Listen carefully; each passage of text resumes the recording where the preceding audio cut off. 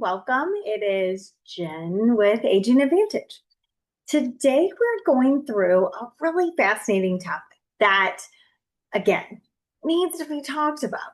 And not enough people do talk about it or acknowledge it or even understand that it's going on until after the fact.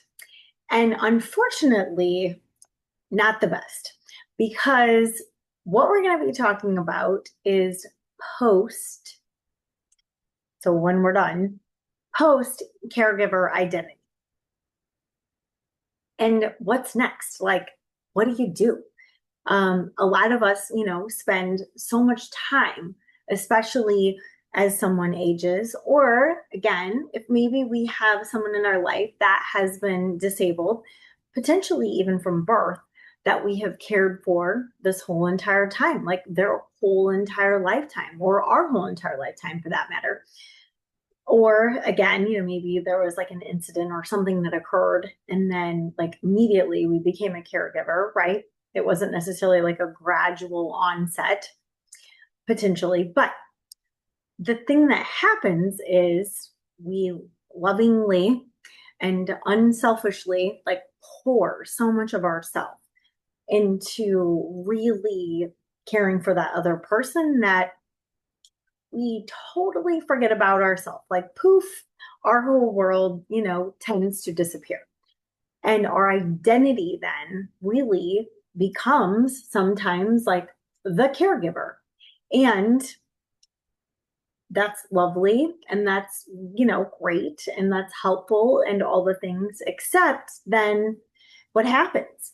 Like when that person passes, or maybe even that person like moves into an assisted living situation or like a nursing home facility, or maybe they just even move from like, from you taking care of them at your home forever, do they move to like one of your siblings' homes, and then your sibling now is going to be taking care of your, one of your parents like for the rest of their life. And so you kind of just transfer those responsibilities to someone else, or, or also like the person could pass, etc.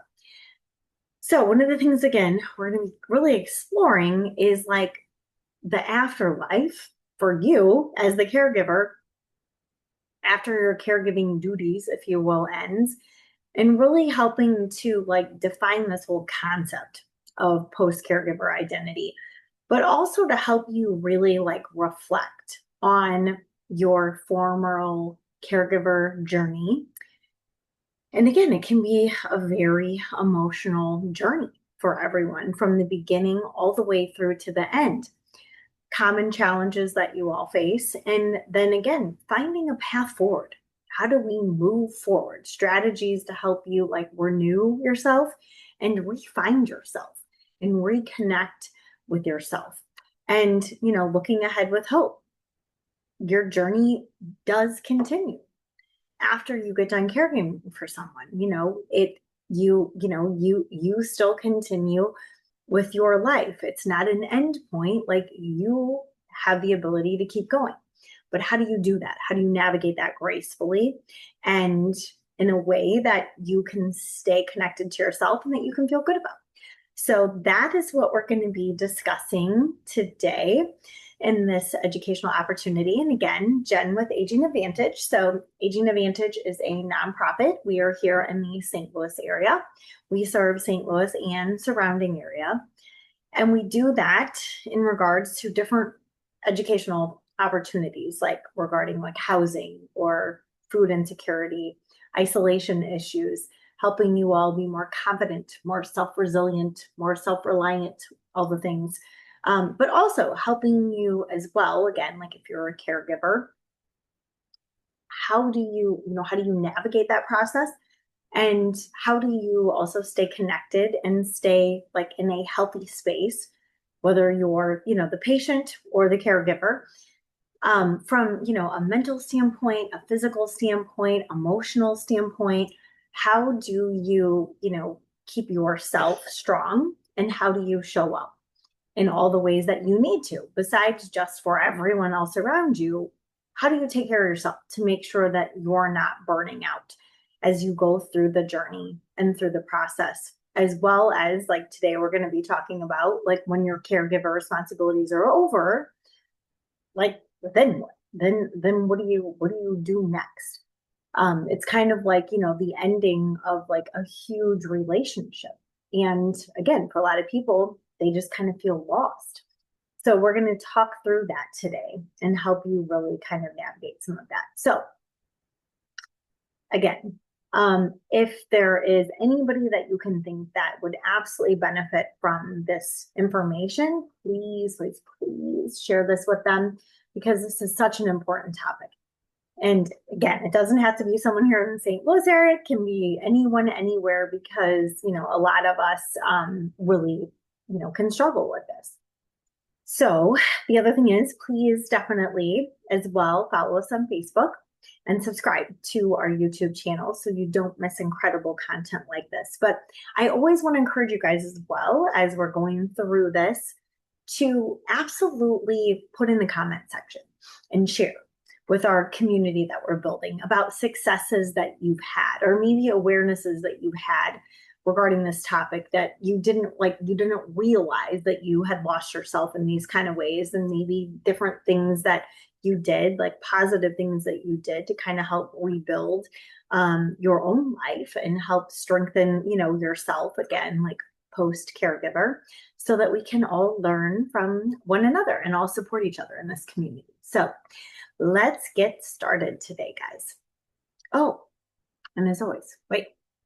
Yes, get comfy, cozy, grab what you're drinking, and let's get started.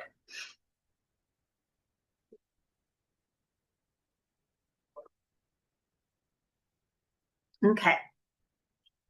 So, caregiver identity. What is next?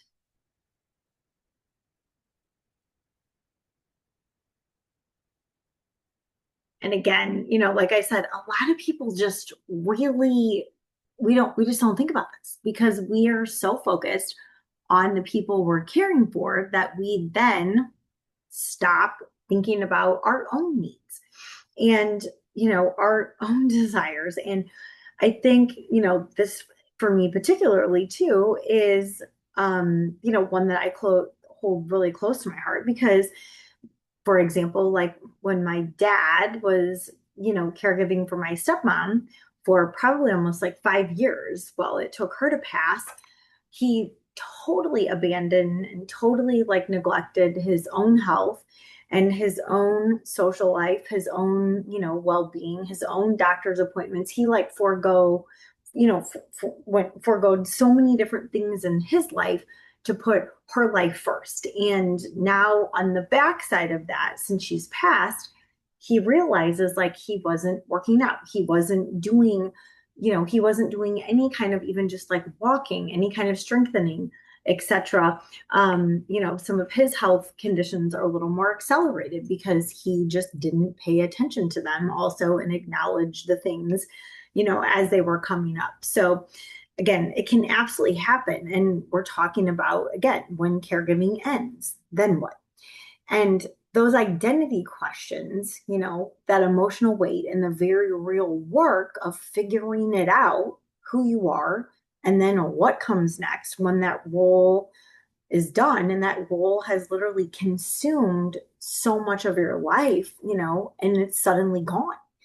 And so that's why for so many people, this is just absolutely key to start thinking about some of these things ahead of time. And why I really want to address it and help get you all supported here. So, first thing, I want to say out of the outset here, if you are someone, again, who's cared for a loved one, maybe it's a spouse, a parent, a child, a sibling, a dear friend, I want to start by honoring that because caregiving is one of the most profound and demanding expressions of love that exists. And it's exhausting, it's sacred and complicated, and it's beautiful, though, all at the same time. And the people who do it, who show up day after day after day, often don't get recognition or they don't get adequate support themselves, but they deserve to be celebrated and seen as well. But today we're going to be talking about, again, something that doesn't get talked about nearly enough at all, like what happens on the other side of caregiving. Because at the end of the caregiving role, whether it's through, like I said, a death of a loved one, a transition to a care facility, or even gradual shift in circumstances, it is a major life transition. And like all major life transitions, it deserves attention, support, and care. So if you're in a place right now, or you have been there, or you sense that you might be approaching it, this conversation is absolutely for you. And again, if there's someone you know that is going through this, or you know they're going to be going through this soon, please, please, please share this information and content with them. So let's begin. So let's start by giving this experience a name and kind of some framework behind it. Because I think that in and of itself is a gift. So when you can name what you're going through, it becomes less frightening and also more navigatable, I think.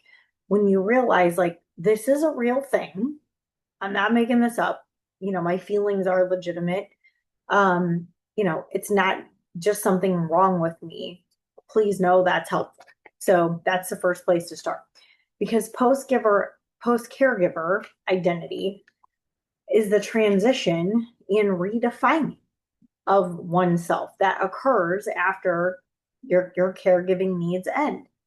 It is the process, sometimes slow, sometimes it can be disorientating, but it's always significant, though, of finding out and figuring out again who you are now that your caregiving role is over. To understand why this transition can be so difficult, we need to understand what caregiving actually does to a person's sense of self. And this is so, so, so important. So when you are a caregiver, especially a primary caregiver, and especially over a long period of time, that role has a way of expanding to fill your entire life. Your schedule revolves around their schedule. Your social life often also contracts and, becomes non-existent also sometimes because you are trying to be there all the time for them.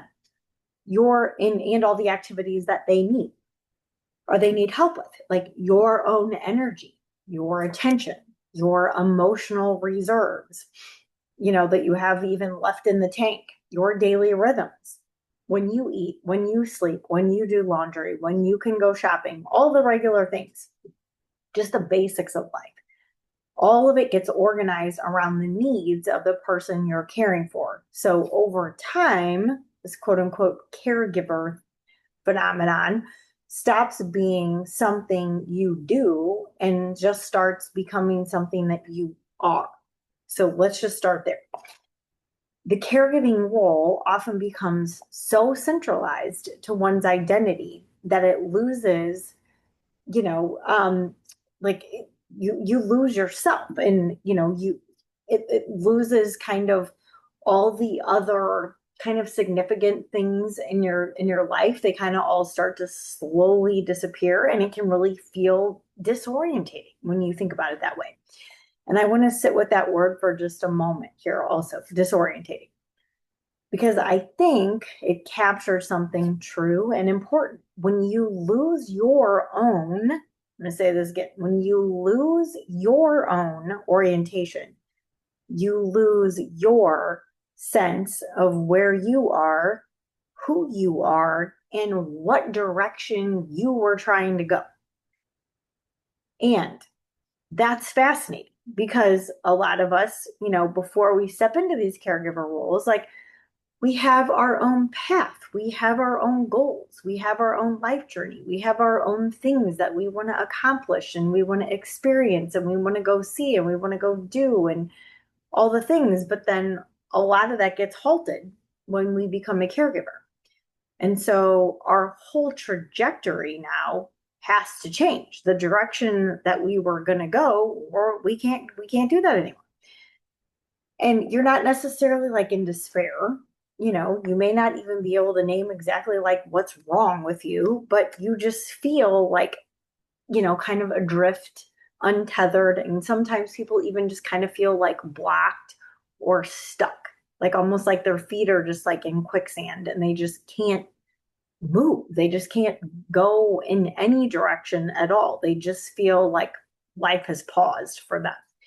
Kind of like a compass that's lost its north or a compass that just doesn't even work anymore at all. You're just kind of there and you're just kind of in the gap and kind of in the pause. And for many former caregivers, this shows up in a lot of surprising ways. They're expected to feel relief, and they do feel some relief. And they also sometimes will feel guilty about then feeling relieved because they're expected to feel grief.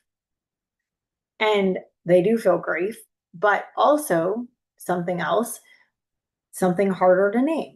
They find themselves standing in the grocery store with no particular urgency and not knowing what to do with that freedom. They're also standing in the grocery store trying to figure out like what kind of chips do they actually like to eat.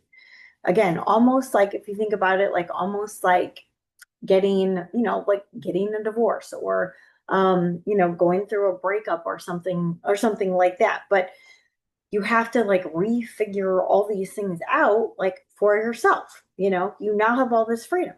You wake up in the middle of the night reaching for the monitor to make sure that other person in the other room is okay, or maybe like listening for a sound that is no longer coming, making sure they're not up, like roaming in the middle of the night unsafely or something.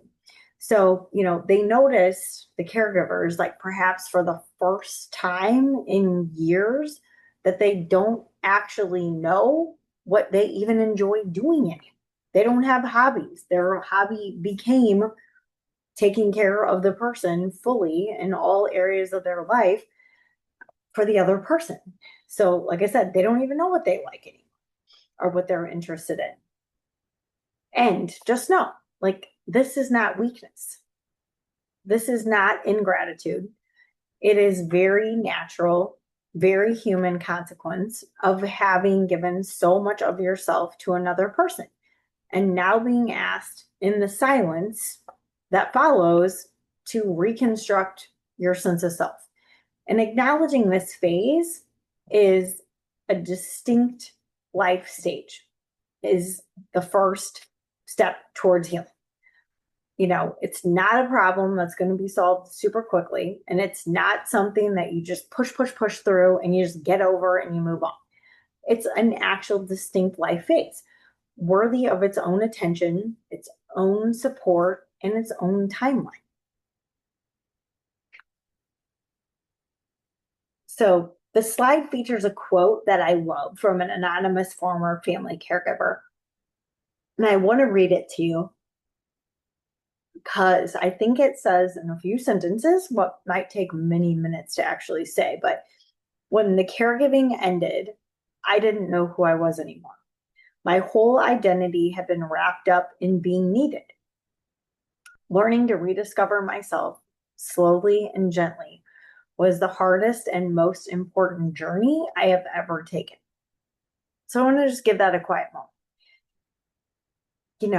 I didn't realize who I was anymore. That's a profound and frightening thing at the same time to feel. And yet, for so many former caregivers, it is precisely what happens because your identity has been so thoroughly organized around being needed, being there, being present, being attentive, and handling it all, being around, being the person that shows up, who manages everything, who holds it all together, makes sure it all gets done, and then that structure is gone.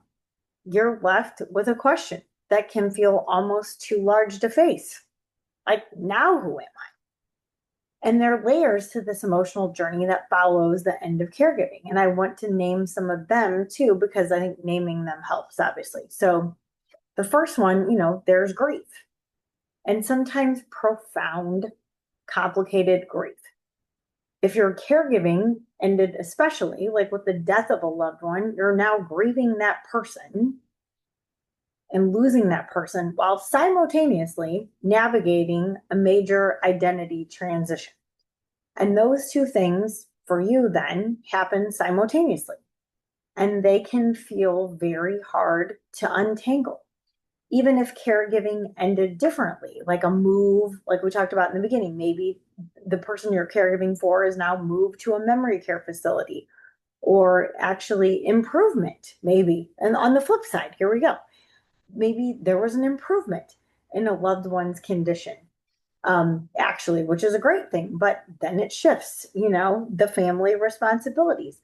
But there's still a loss. So a loss of the relationship as it was, loss of the role, loss of the particular intimacy and significance and value and contribution and all the things that caregiving creates between two people. There's also going to be relief as well. So people are going to feel that and the guilt that often accompanies it. So relief is an honest and completely understandable response to the end of an exhausting, demanding season of life. And it is not betrayal. It is not a sign that you didn't love deeply enough. It's just simply the truth of what your body and your mind feel when sustained burden is lifted. So the guilt that accompanies relief is worth examining gently and with compassion. Usually it says more about the cultural messages we've received about caregiving than it actually does about the actual quality of love that was given. There's also going to be emptiness. So the quiet where consistent activity used to be. This is also going to show up in the absence of structure, of urgency, of purpose, of being needed. Again, for people who have been caregivers for years, this emptiness can feel almost physical, like a space that used to be full, and sometimes even like full of chaos, but now echoes nothing. It's just quiet. And in a cultural that often equates busyness with worth that we live in here in the United States, at least for sure, that emptiness now like carries its own shame and that own, your own feeling of like you just feel lost. There's also a disorientation about the future. So not just grief, what the grief actually was about, but genuine uncertainty. Like what even comes next? What do I do with my time? What do I even like? What actually matters to me anymore? I don't even know. What does a good day even look like for me when I'm just focusing on myself? When a good day is no longer defined by how well I manage someone else's needs and how well someone else is doing for the day, and I feel like how well they're doing sometimes is a direct reflection of how good I'm being as a caregiver, all of those dynamics are gone.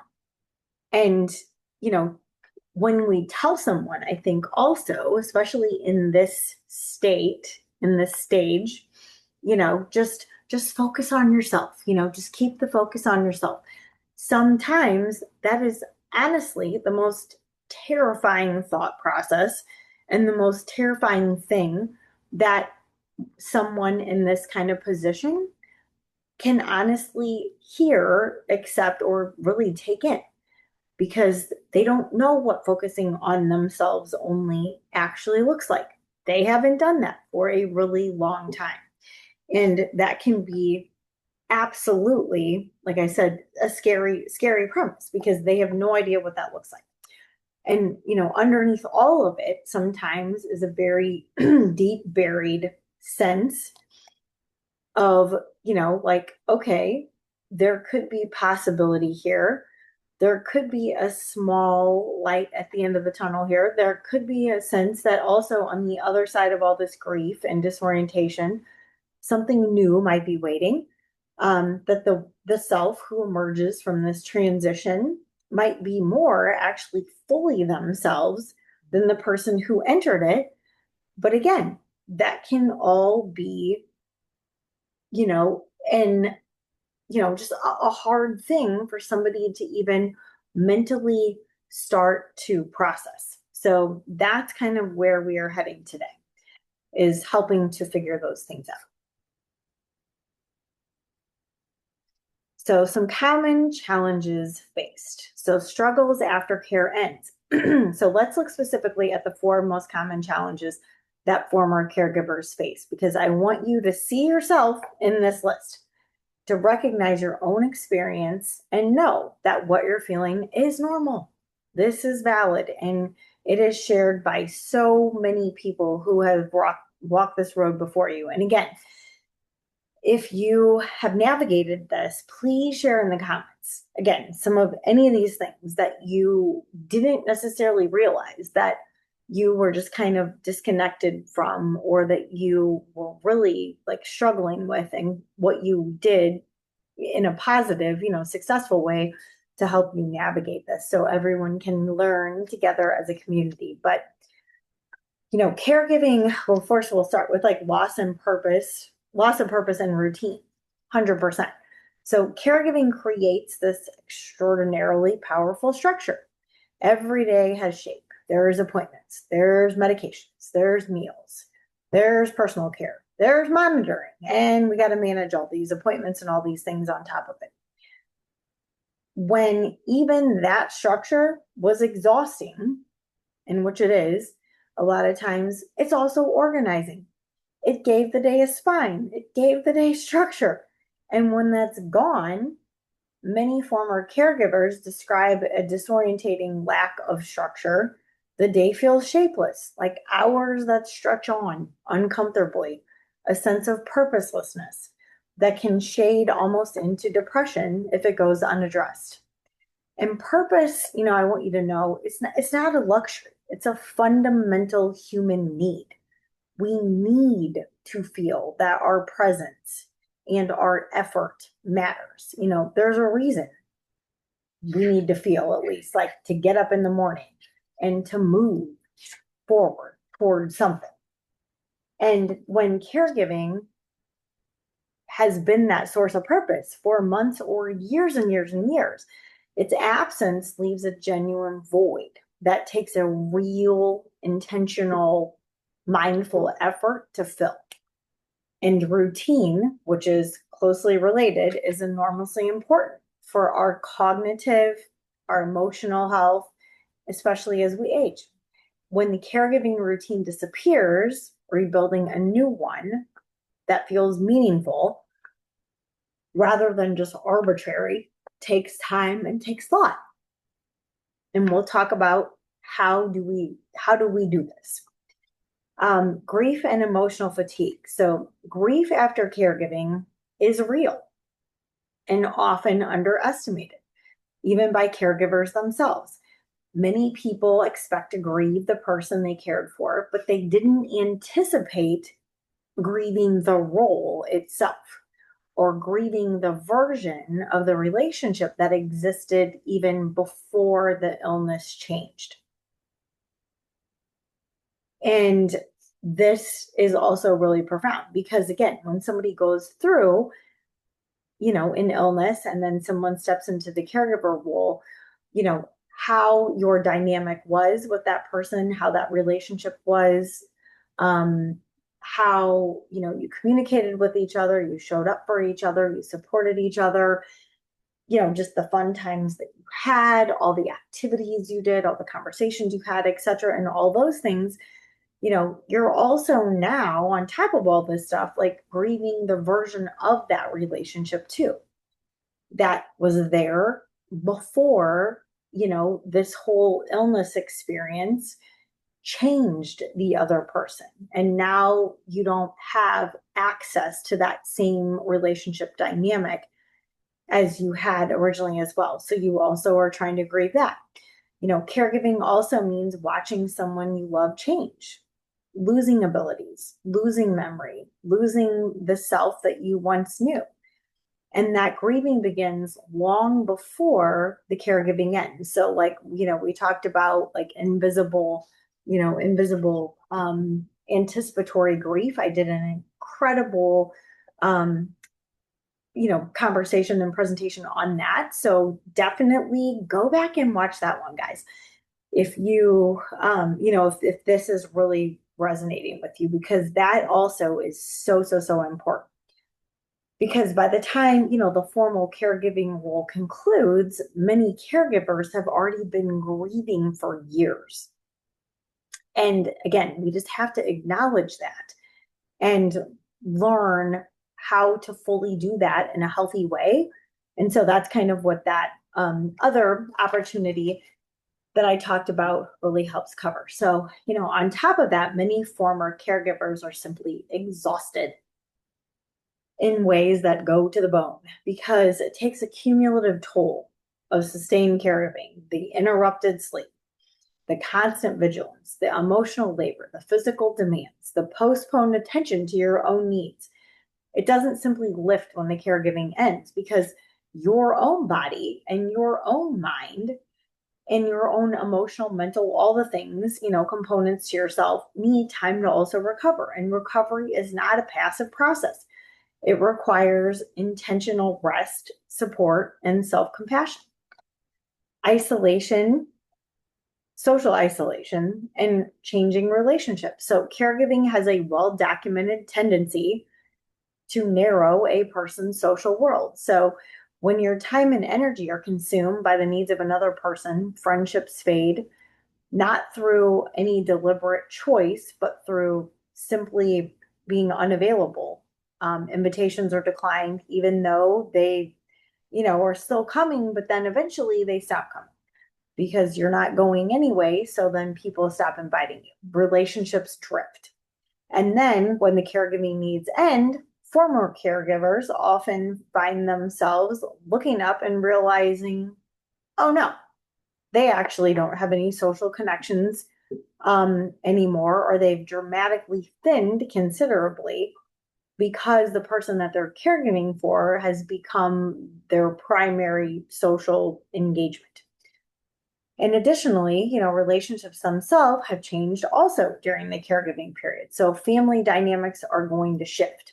Friends who weren't present during the hard years may not fully understand also what you've been through. Some relationships may have been strained by the stress and decisions that caregiving required. So rebuilding, and in some cases, reimagining a whole entire social life is like a real half full-time job.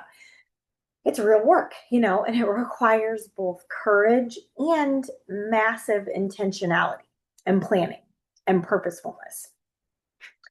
And then also, uncertainty about future direction. So this perhaps is the most open-ended challenge, and in some ways also the most daunting. So when much of your life has been organized around another person's needs, the question of what you want, what brings you joy, what gives your life meaning, what you want your next chapter to look like, can almost feel like an impossible answer to even answer. Because many former caregivers, again, describe feeling like they've just totally lost track of themselves. And not in a dramatic kind of way, necessarily always, but just quietly over time, they've kind of lost who they are. Their interests that they used to have feel distant, and they then find themselves questioning if they even like doing those things anymore because so much time has even passed. The dreams that they had set aside for their future are now totally distant and completely unfamiliar. And, people find themselves like questioning, like, do I even want to do that anymore? Like, what do I want? Do I even align with that? And those feelings can almost feel foreign, because for so long, the operative question has been, what does my loved one need? Not at all, what do I need? Or what do I want? So, I think that's where us, rediscovering the answer to some of those questions is quite the process. But that's the process that we, absolutely are going to go through. And it's a beautiful one, because, when it's given the right time and the right support that it deserves, like, you can actually create this whole entire different, beautiful, full life on the back end of caregiving that maybe that you didn't even realize was available to you, before you even began the caregiving process. So, it's just like that whole everything happens for a reason and we grow, right? And we learn through all of our experiences, and caregiving can absolutely, be one of those things. So thank you guys for joining me. And the second part of this one, we're going to be going over how do we actually find a way forward? What do we do? What are different strategies that we can put in place for renewal? And how do we rediscover on purpose, intentionally, things that we might be passionate about? What do we want this next chapter of our life to look like?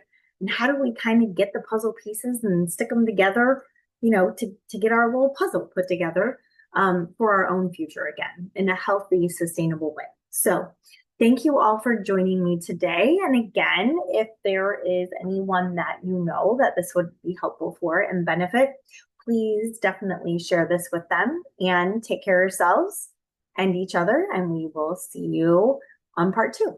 Thanks.